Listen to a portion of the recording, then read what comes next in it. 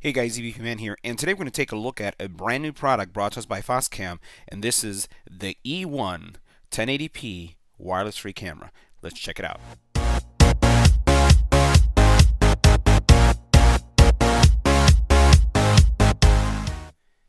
So if you're looking for a security cam that requires no wires, has a long-lasting battery, and that you can literally connect anywhere, either indoor or outside of your home, then you'll want to listen and watch this video, because that's what the Foscam E1 system is really all about.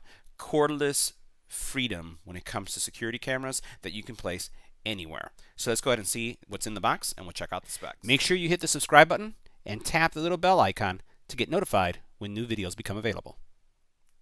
Now inside the box you're going to find a base station, your camera, a optional charging brick, your battery for your camera, a user guide, a magnetic mounting system, a charging cord for your base station with an Ethernet cable and a micro USB charging cable.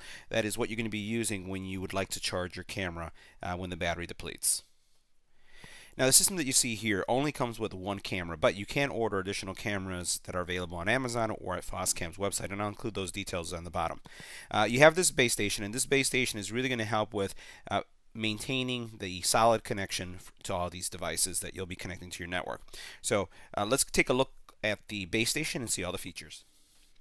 Now the base station itself is pretty self-explanatory when it comes to how it functions. It literally maintains the connection between your camera and the base station itself. So as you add more cameras, they will connect to the base station. They also have, as you look in the back here, it does have a siren feature. It has a power on and off, USB connector, and then your LAN connector. All right, so you'll notice here at the very top a very convenient area where you can actually turn on and off the siren. Now speaking about the specs of the system, so let's talk about that for a second. So first of all, the battery that you'll have in the camera is a 5,000 milliamp hour battery. The overall connectivity that you have is looking at a 2.4 gigahertz spectrum, so it's connecting to your 2.4 on your home. One of the neat things about the camera is that it does support both night vision, and it also has some AI technology helping it identify people as they may come into sight. It is a 1080p camera, and it could see someone or identify someone and give you a good image up to 25 feet in low light conditions. So you do also have a 110 diagonal view. So that means, you know, the breadth or the angle that it can capture is going to be 110 degrees, which is also really good as well. It does have the ability to listen, and you can talk back through the speaker on your phone and have a conversation, especially if someone's dropping off a package or you see some activity and you just want to scare someone away. All that stuff is possible. Now, one of the things I like about the Foscam setup, and this is kind of the hidden cost of having security systems, is that it does come with a 7-day free cloud storage plan. That means that they'll store up to 1 gigabyte of storage for you, streaming from the camera system. So that is pretty awesome, because really that's where the cost comes into most of these cameras, is when you pay a subscription. So you can start using this and free for up to 7 days. So let's go ahead now and connect everything and see how it works. So now as we take a closer look at the camera is pretty straightforward. So it has a mounting system on the back here, and basically this is what you would put on your outdoor or indoor, and it connects just like that. It's magnetic. It's pretty powerful. I'm just going to watch this. I'm just going to get it close to it, and it will just leap out of my hand. So the neat thing about this is that you can adjust the camera on any angle, and it makes it really easy, especially if you put it high up, to remove. Now the camera is also certified for outdoor use. It's an IP65 camera, so it's going to be able to work in the outside. It will survive also in Midwest winters. I'm in Chicago, so that's nice. You do have a compartment here for your battery, and this is your 5,000 milliamp hour battery that we're going to put in as we get the system going. On the front here, we'll move this plastic. You have motion sensors. You have your camera, which we mentioned is 1080p, and also you can see that you have your speaker here, so that if you need to talk to someone or yell at somebody, if that's the case, because it is a security camera, you'll be able to do that. So let's go ahead and put in the battery, and we'll get things going. All right, so let's talk about configuration. I have to say that it is super easy. All you have to do is plug in the base station into your Wi-Fi network. That's it. There's that button on the very top that you'll press. I press the sync button on the base station. You press the sync button here. You're going to get a audible communication coming from the device letting you know that it's either successfully connected or not. And literally, that's literally all there is to it. Now, the other thing that you'll need to do is download an app. So let me show you which app you're going to get. So you're going to pick up this app, and this is the app, the Foscam app. You install it, you register it, and remember, you're going to get that 7 days of free streaming and cloud storage, which is accessible both on a PC or on your mobile phone. I'm just going to focus on the mobile phone access because most of us are accessing all our security cameras and everything through the mobile devices. And let's face it, if you're in the office, you're on the road, you want to be able to see it on your phone. So let's go ahead and open up the app. Now, when you open up the app and go through the configuration, there's a QR code at the very bottom of your base station that you're going to scan, and that's going to allow you to register it, name it, and set a password, which I've already done. So let's take a look at some of the features that you have in the app. All right, so let's go ahead and take a closer look at the app. So several information here. You're going to see all of your cameras listed here. If you had more than one, you can hit that plus sign to see to actually get more cameras added. I'll dismiss this. I'm going to go into my settings area here. Let's go ahead and look at the plan that I have. And remember, we talked about this, that the plan itself is a free 7-day storage. It's going to support up to 4 cameras, 1 gig of storage, and the service duration is unlimited, meaning it doesn't expire.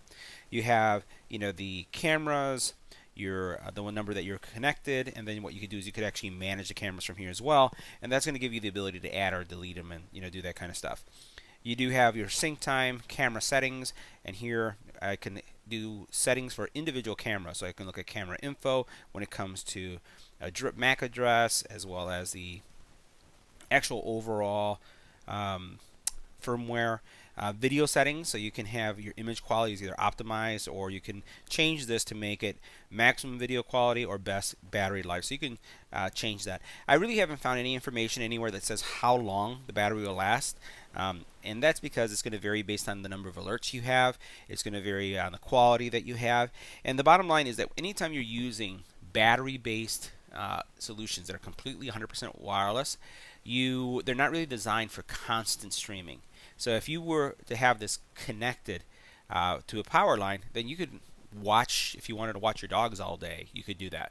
But this is really designed for alerts and notifications and to tell you when a security event takes place. You have alarm sensitivity, so you can have your settings here, your activity detection, and in activity detection you can say if I see any kind of activity or I only see people. Any activity includes pets, people, etc. The sensitivity of the motion, and that is if somebody or something were to walk in front of the camera, you're going to get a notification. Your power frequency, okay, or here you have it's either 50 gigahertz or 60. It's by default at 60. And then what you have is prompt setting, so status LED and voice prompts, and then your firmware upgrade, and then again you have your ability to delete. Let's take a look at image quality. Alright, so once you get into, you tap on the image of the screen that you're looking at, or the camera itself, it's going to bring you into this view. Now this is a live view showing what's going on, and you can see that it's streaming here and how much it's streaming. Let me go ahead and provide some motion here so we can see how long it takes for it to come up. So here's my hand coming in. You can see how it comes into the camera, moving away. Again, we're going to do that one more time, and you can see the kind of lag that you have. Now from an image quality, let's go ahead and we're going to try to rotate the camera or rotate my phone and watch what's going to happen. So now it's fully landscape. We're going to zoom in, and again this is optimized.